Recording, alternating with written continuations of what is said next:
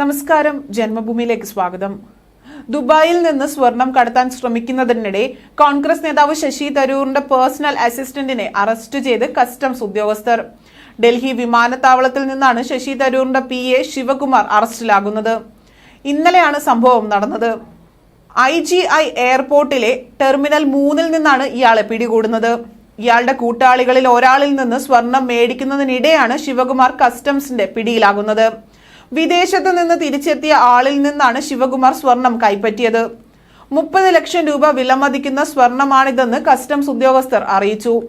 പിടിച്ചെടുത്ത സ്വർണത്തിന്റെ ഉറവിടം സംബന്ധിച്ച് ഉദ്യോഗസ്ഥർ ചോദിച്ചെങ്കിലും ശിവകുമാർ വിവരം കൈമാറിയിട്ടില്ല എന്നാണ് സൂചനകൾ ലഭിക്കുന്നത്. എന്തിനാണ് സ്വർണം കൊണ്ടുവന്നത് എന്നതുൾപ്പെടെയുള്ള കാര്യങ്ങൾ ചോദിച്ചെങ്കിലും കൃത്യമായ വിവരം നൽകാനോ സ്വർണത്തിന്റെ രേഖകൾ ഹാജരാക്കാനോ ശിവകുമാറിന് സാധിച്ചിട്ടില്ല.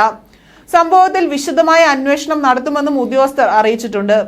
നിലവിൽ കസ്റ്റംസ് ഉദ്യോഗസ്ഥർ ശിവകുമാറിനെ ചോദ്യം ചെയ്തു വരികയാണ്.